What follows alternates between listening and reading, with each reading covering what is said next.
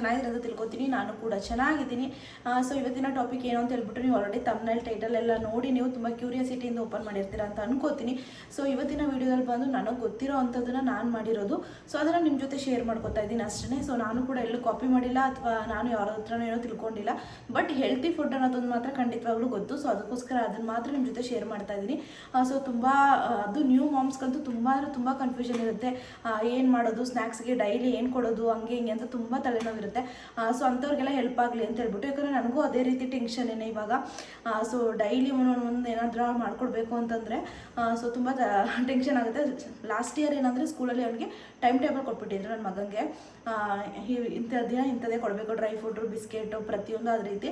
But ಈ ಸ್ಕೂಲಲ್ಲಿ ಏನಂದರೆ ಕಂಪಲ್ಸರಿ ಬಿಸ್ಕೆಟು ಹೊರಗಡೆ ಸ್ನ್ಯಾಕ್ಸ್ ಅಂತೂ ಕೊಡೋಂಗಿಲ್ಲ, ಅಲ್ಲೂ ಕಂಪಲ್ಸರಿ ಕೊಡೋಂಗಿಲ್ಲ. ಬಟ್ ಬಿಸ್ಕೆಟ್ ಆದ್ರೂ ಕೊಡ್ಬೋದಿತ್ತು, ಇಲ್ಲಿ ಬಿಸ್ಕೆಟು ಕೂಡ ಕೊಡೋಂಗಿಲ್ಲ ಎಮರ್ಜೆನ್ಸಿ ಅಂತ ಹೇಳಿದ್ರೆ.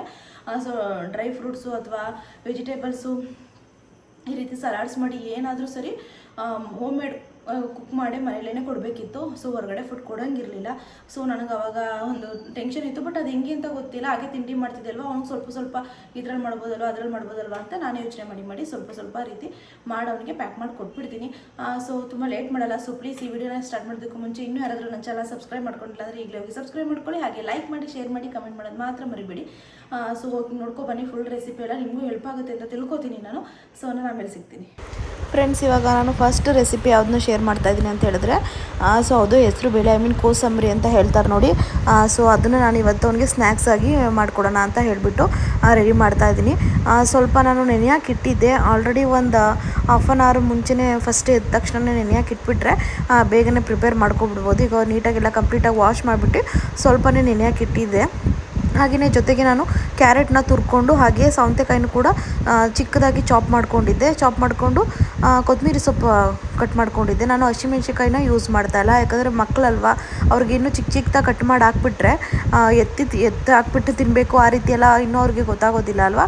ಸೊ ಅದಕ್ಕೋಸ್ಕರ ನಾನು ಹಸಿಮೆಣ್ಸಿಕಾಯಿ ಎಲ್ಲ ಏನು ಚಾಪ್ ಮಾಡಿ ಹಾಕ್ತಾಯಿಲ್ಲ. ಹಾಗೆಯೇ ಬೇಕಂದರೆ ನಿಮ್ಮ ಮಕ್ಕಳು ಖಾರ ತಿಂದರೆ ಲೈಟಾಗಿ ಪೆಪ್ಪರ್ ಪೌಡರ್ ಹಾಕ್ಬೋದು.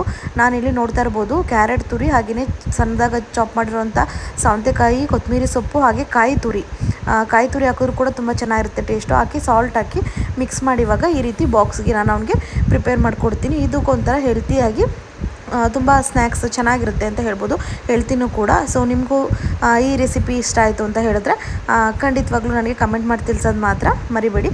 ಸೊ ನೆಕ್ಸ್ಟ್ ರೆಸಿಪಿ ಯಾವುದು ಅಂತ ನೋಡೋಣ ಬನ್ನಿ.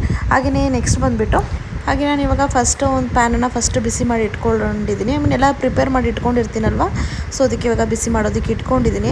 ಹಾಗೆ ಇನ್ನೊಂದೇನಪ್ಪ ಹೇಳಬೇಕಂದ್ರೆ, ಇದಲ್ಲದಂತೆ ನಾನು ಇನ್ನೂ ತುಂಬ ಥರ ಎಲ್ಲ ಮಾಡ್ಕೊಡ್ತಾ ಇರ್ತೀನಿ. ಬಟ್ ನಾನು ಎಲ್ಲದನ್ನು ಕೂಡ ಕೆಲವೊಂದನ್ನು ಶೂಟ್ ಮಾಡೋದಕ್ಕೆ ಆಗದಿರೋ ಟೈಮಲ್ಲಿ ಮಾಡೋಕ್ಕಾಗಿರಲ್ಲ. ಕೆಲವೊಂದನ್ನು ಶೂಟ್ ಮಾಡ್ಕೊಂಡಿರ್ತೀನಿ ಅಷ್ಟೇ. ಹಾಗೆಯೇ ಒಂದು 2 ಸ್ಪೂನ್ ಅಷ್ಟು ಆಯಿಲ್ ಹಾಕೋತಾ ಇದ್ದೀನಿ ಅಷ್ಟೇ. ಕೆಲವೊಂದಕ್ಕೆ ಮಾತ್ರ ಕಮ್ಮಿ ಹಾಕ್ಕೊಂಡ್ರೂ ಆಗುತ್ತೆ, ತುಂಬ ಜಾಸ್ತಿನೂ ಬೇಡ. ಯಾಕಂದರೆ ನಾನು ಕ್ವಾಂಟಿಟಿ ತುಂಬ ಕಮ್ಮಿ ಮಾಡ್ತಾ ಇರೋವಂಥದ್ದು. ಜಸ್ಟ್ ಅವ್ನಿಗೆ ಸ್ನ್ಯಾಕ್ಸ್ ಬಾಕ್ಸ್ಗೆ ಆಗೋಷ್ಟೇ ನಾನು ಮಾಡೋವಂಥದ್ದು. ಸ್ವಲ್ಪ ಏನಾದರೂ ಜಾಸ್ತಿ ಮಾಡಿರ್ತೀನಿ ಒನ್ ಟೈಮ್ ಅಷ್ಟೇ, ಸ್ವಲ್ಪ. ಅದು ಬಿಟ್ಟರೆ ತುಂಬ ಜಾಸ್ತಿ ಎಲ್ಲ ನಾನು ಮಾಡೋದಕ್ಕೆ ಹೋಗಲ್ಲ. ಯಾವಾಗಲೂ ಅವ್ನಿಗೆ ಎಷ್ಟು ಬೇಕು ಅಷ್ಟೇ. ಯಾಕಂದರೆ ನಾನು ತಿಂಡಿ ಮಾಡೋ ಬಿಸಿಲು ಕೂಡ ಇರ್ತೀನಲ್ವ, ತುಂಬ ಕ್ವಾಂಟಿಟಿ ಎಲ್ಲ ಮಾಡಿಕೊಂಡು ನಾನು ಟೈಮ್ ವೇಸ್ಟ್ ಮಾಡ್ಕೊಳ್ಳೋಕ್ಕಾಗಲ್ಲ. ಯಾಕಂದರೆ ಬೇಕು ಅಂದರೆ ಫ್ರೀಯಾಗಿದ್ದಾಗ ಮಾಡ್ಕೋಬೋದು. ಹೆಲ್ತಿ ನಾವು ಕೂಡ ತಿನ್ನಬೇಕು ಅಂತ ಹೇಳಿದ್ರೆ ಏನಾದ್ರು ವೆಜಿಟೇಬಲ್ಸ್ ಆಗಿರ್ಬೋದು, ಈ ರೀತಿ ನಾನು ಇವಾಗ ತೋರಿಸಿರೋಂಥ ಅಂತಂದು ಎಲ್ಲರಿಗೂ ಕೂಡ ಒಳ್ಳೆಯದೇ. ಯಾವುದೇ ಅಂತ ಹೇಳಿದ್ರೆ ಬೀಟ್ರೂಟ್ ಮತ್ತು ಕ್ಯಾರೆಟ್ ಪಲ್ಯ ಅಂತ ಹೇಳ್ಬೋದು. ಅದು ನಾವು ಕೂಡ ತಿಂದರೂ ಒಳ್ಳೆಯದೇ. ಬಟ್ ಆದರೆ ನಂಗೆ ಟೈಮ್ ಇರಲ್ಲ ಅಲ್ವಾ ನೋಡಿ, ಅವನಿಗೋಸ್ಕರ ಎಷ್ಟಾಗುತ್ತೆ ಅಷ್ಟು ಮಾಡ್ತೀನಿ. ಸೊ ಈಗ ಎಣ್ಣೆ ಕಾದ ತಕ್ಷಣ ಸಾಸಿವೆ ಹಾಕೋತಾ ಇದ್ದೀನಿ. ಹಾಗೆ ಈ ರೀತಿ ಸ್ಕೂಲಲ್ಲಿ ಕೂಡ ರೂಲ್ಸ್ ಮಾಡಿರೋದು ತುಂಬ ಒಳ್ಳೆಯದೇ ಅಂತ ಹೇಳ್ಬೋದು. ಈಗಿನ ಜನ್ರೇಷನ್ ಮಕ್ಕಳು ಮನೇಲಿದ್ರಂತೂ ಹೊರಗಡೆ ಫುಡ್ಸ್ ತಿನ್ನೋದೇ ತುಂಬ ಜಾಸ್ತಿ. ಈ ರೀತಿ ಹೆಲ್ದಿ ಫುಡ್ಸ್ ಅಂತೂ ತಿನ್ನಲ್ಲ, ನಾವು ಮಾಡಿಕೊಟ್ರು ಕೂಡ ತಿನ್ನಲ್ಲ. ಸ್ಕೂಲಲ್ಲಾದರೆ ಸುಮ್ಮನೆ ಎದ್ರುಕೊಂಡಾರು ತಿಂತಾರೆ ಅವ್ರಿಗೋಸ್ಕರ. ಸೊ ನನಗೂ ಅದೇ ಖುಷಿಯಿಂದನೇ ನಾನು ಮಾಡ್ಕೊಡ್ತೀನಿ ನನ್ನ ಮಗನಿಗೆ ಯಾವಾಗಲೂ ಅಂತ ಹೇಳ್ಬೋದು. ಹಾಗೆಯೇ ನೋಡ್ತಾ ಇರ್ಬೋದು, ಈಗ ಒಂದೇ ಒಂದು ಹಸಿಮೆಣ್ಸಿಕಾಯಿ ಹಾಕ್ಕೊಂಡಿದ್ದೀನಿ ಅಷ್ಟೇ. ಇರಲಿ ಲೈಟಾಗಿ ಅಂತ ಹೇಳಿಬಿಟ್ಟು ಟೇಸ್ಟಿಗೆ. ಅವನು ಜಾಸ್ತಿ ಖಾರನೂ ಕೂಡ ಇಷ್ಟಪಡಲ್ಲ. ಆಮೇಲೆ ಖಾರ ಆದರೆ ಎಲ್ಲಿ ತಿನ್ನಲ್ವೇನೋ ಅನ್ನೋದು ಇನ್ನೊಂದು ಭಯ. ಸೊ ಅದಕ್ಕೋಸ್ಕರ ಜಸ್ಟ್ ಒಂದೇ ಒಂದು ಹಸಿಮೆಣ್ಸಿಕಾಯಿ ಹಾಕ್ಕೊಂಡಿದ್ದೀನಿ, ಸಾಸಿವೆ, ಹಾಗೆಯೇ ಹಸಿಮೆಣ್ಸಿಕಾಯಿ. ನೀವು ಕರ್ಬೇವಿನ ಸೊಪ್ಪು ಕೂಡ ಇದ್ದರೆ ಕರ್ಬೇವಿನ ಸೊಪ್ಪು ಕೂಡ ಆ್ಯಡ್ ಮಾಡ್ಕೋಬೋದು. ಇವಾಗ ನಾನು ಒಂದೇ ಒಂದು ಆನಿಯನ್ನ ಚಾಪ್ ಮಾಡಿಕೊಂಡು ಸಣ್ಣಕ್ಕೆ, ಸೊ ಅದನ್ನು ಕೂಡ ಹಾಕೋತಾ ಇದ್ದೀನಿ. ಸೊ ಇವಾಗ ಇದಿಷ್ಟನ್ನು ಕೂಡ ಫ್ರೈ ಮಾಡ್ಕೋಬೇಕು ನೀಟಾಗಿ. ತುಂಬ ಕ್ಲಿಪ್ಪಿಂಗ್ಸ್ ತೊಗೊಂಡೇ ಇಲ್ಲ ಅಂತ ಹೇಳ್ಬೋದು. ನಾನು ಇನ್ನೂ ತುಂಬ ಥರನೇ ಮಾಡ್ಕೊಡ್ತೀನಿ ಅವನಿಗೆ. ಸೊ ಎಮರ್ಜೆನ್ಸಿಗೆ ತುರಿದ್ಬಿಟ್ಟು ಮಾಡೋದಕ್ಕಾಗಲಿಲ್ಲ, ನಾನು ಕೂಡ ಬ್ಯುಸಿ ಇದ್ದೆ. ಏನಾದರೂ ಅಂತ ಹೇಳಿದ್ರೆ ನಾನು ಅವನಿಗೆ ಜಸ್ಟ್ ಕ್ಯಾರೆಟ್ನ ಅದು ಹಂಗೆ ಚಾಪ್ ಮಾಡಿಬಿಟ್ಟು ಹಾಗೆ ಸೌತೆಕಾಯಿನೂ ಕೂಡ ಚಾಪ್ ಮಾಡಿ ಹಾಕ್ತೀನಿ ಅಂತ ಹೇಳ್ಬೋದು. ಅದು ಕೂಡ ಒಂದು ಹೆಲ್ತಿ ಸ್ನ್ಯಾಕ್ಸೇ ಕೂಡ ಆಗುತ್ತೆ. ಈಗ ನೋಡ್ತಾ ಇರ್ಬೋದು ಈ ಟೈಮಲ್ಲಿ ಸ್ವಲ್ಪ ಸಾಲ್ಟ್ ಕೂಡ ಹಾಕೋತಾ ಇದ್ದೀನಿ, ನೀಟಾಗಿ ಈರುಳ್ಳಿ ಎಲ್ಲ ಚೆನ್ನಾಗಿ ಫ್ರೈ ಆಗುತ್ತೆ ಅಂತ ಹೇಳಿಬಿಟ್ಟು. ಸೊ ಆ ರೀತಿ ಹಾಗೆಯೇ ಮೊಳಕೆ ಕಟ್ಟಿದ ಕಾಳುಗಳು ಕೂಡ ಅಷ್ಟೇ. ಸೊ ಅದನ್ನು ಕೂಡ ನೆನೆ ಹಾಕ್ಬಿಟ್ಟು ಅದರಲ್ಲೂ ಕೂಡ ಮಾಡ್ಕೊಡ್ತೀನಿ.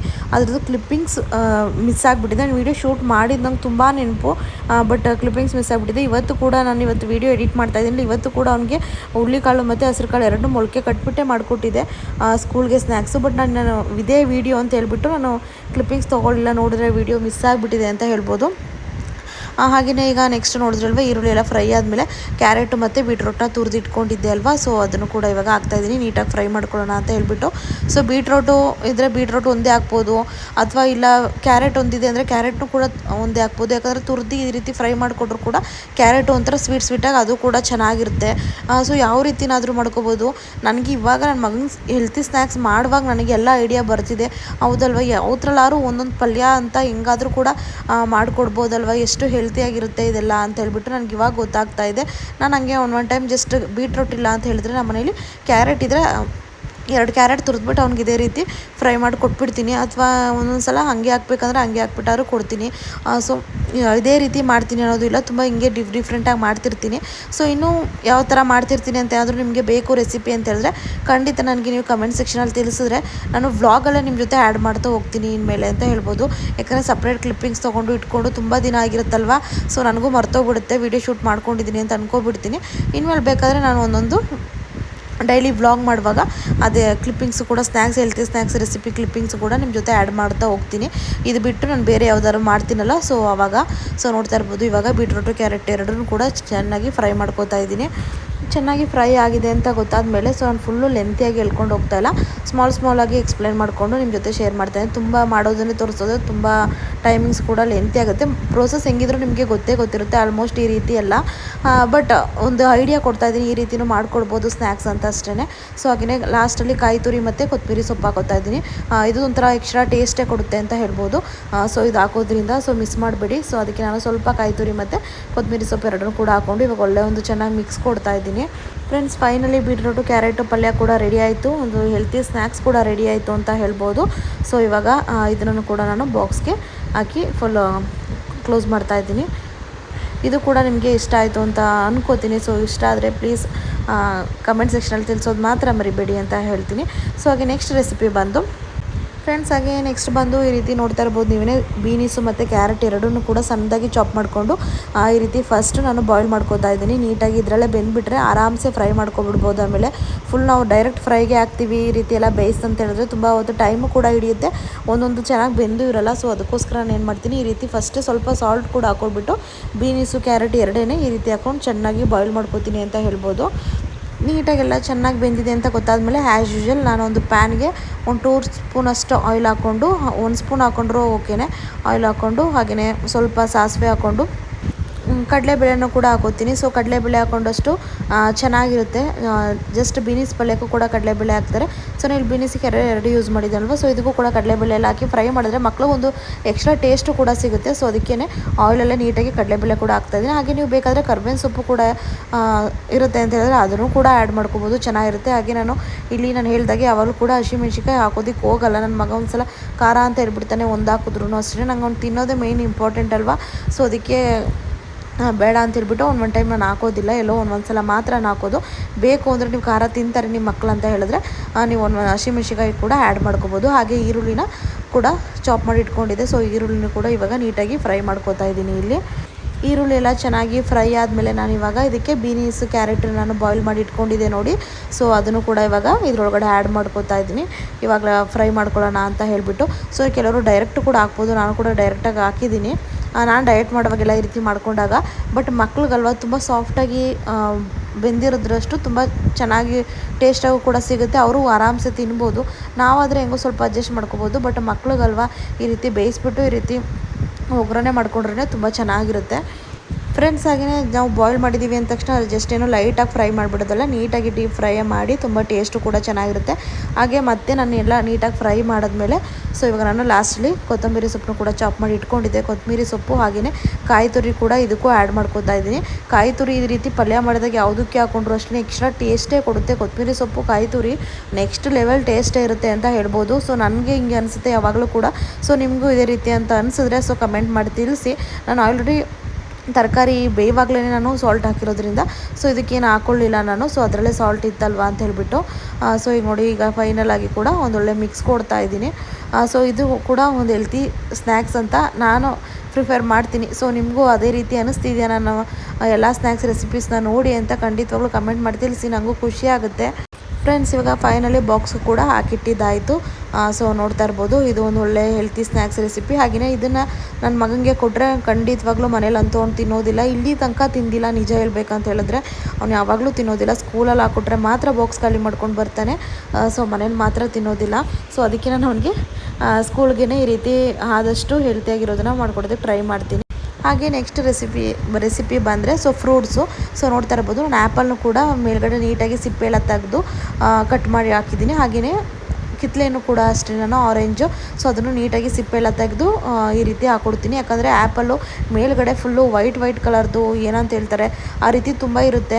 ಸೊ ಅದಕ್ಕೋಸ್ಕರ ನಾನು ಸಿಪ್ಪೆ ತೆಗೆದ್ಬಿಟ್ಟು ನೀಟಾಗಿ ವಾಶ್ ಮಾಡಿ ಈ ರೀತಿ ಎಲ್ಲ ಹಾಕ್ಕೊಡ್ತೀನಿ.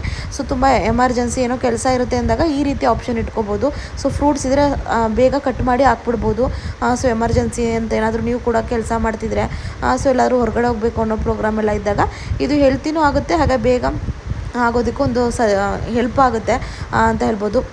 ಬೇಗ ಸ್ನ್ಯಾಕ್ಸ್ ರೆಡಿ ಆಗೋದಕ್ಕೂ ಕೂಡ ಹೆಲ್ಪ್ ಆಗುತ್ತೆ, ಸ್ನ್ಯಾಕ್ಸ್ ಕೊಟ್ಟು ಕಳಿಸ್ದಂಗೂ ಆಗುತ್ತೆ.